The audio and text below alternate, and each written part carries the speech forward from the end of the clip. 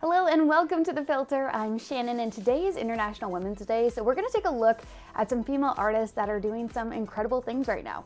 We come out with videos twice every week, so make sure that you subscribe so you can stay up to date with those. We can't talk about strong women without talking about Beyoncé, the queen. It's a big week for Beyoncé because she is leading the Grammy nominations that are coming up this Sunday with 9 nominations. She's also nominated twice in the same category for Record of the Year, which has only ever happened once before with Pharrell Williams about 7 years ago. And this is also her 7th time being nominated in that category, so she now ties Frank Sinatra for the most amount of nominations for Record of the Year. Her husband's not doing too bad either. Jay-Z, he's got himself 3 nominations, which puts him in a tie with Quincy Jones, who has the most amount of Grammy nominations in history. And on top of that, their daughter, Blue Ivy, she received her first Grammy nomination this year for the music video for Brown Skin Girl. And if she wins, she's gonna become the youngest Grammy winner in history. A lot of records being broken by this family this year.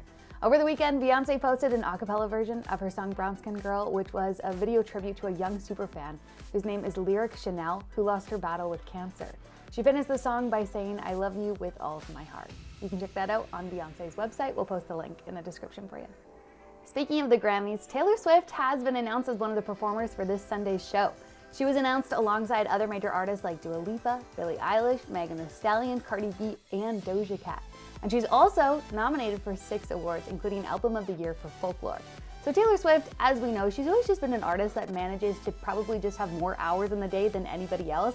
Just over the fact that last year, while we were trying to muster up enough energy to just put pants on in the morning, Taylor Swift was busy working away on a brand new album called Folklore. And then even more impressively than that, we saw her put out her 2nd album that same year called Evermore.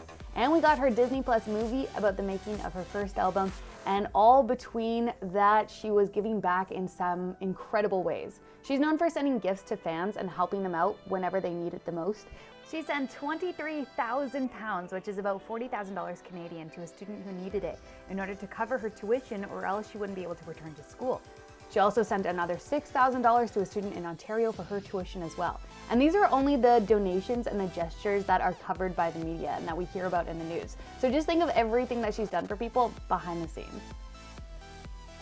Alessia Cara is a woman that just makes us proud to be Canadian. She made the country proud last night by performing a rendition of the national anthem at the NBA All-Star Game.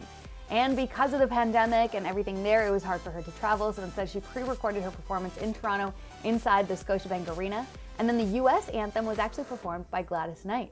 Alessia did go on her Twitter recently to say that she is working on new music and she's very excited to share all the new things with all of her fans. So we're excited for that.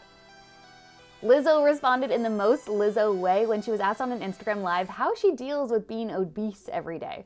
She laughed at the question and in true Lizzo fashion, had the best response. My bank account is so fat. My bank account is so obese and I tried to put it on a diet. The fake tears and the fat bank account line, yeah, that really did it for me. She ended the response with a really hard laugh, just showing that these types of comments don't even faze her. There's your episode of The Filter. Of course, let me know your thoughts on all these stories by commenting down below, and I'm wishing you a very happy International Women's Day. We love to see it. Make sure that you subscribe to our channel so you can catch up on all the latest episodes of The Filter, as well as all the interviews. We just interviewed the director and the story editor for Framing Britney Spears, and we have so much more on the way, so make sure that you check those out as well. I'll see you on Thursday for more of The Filter.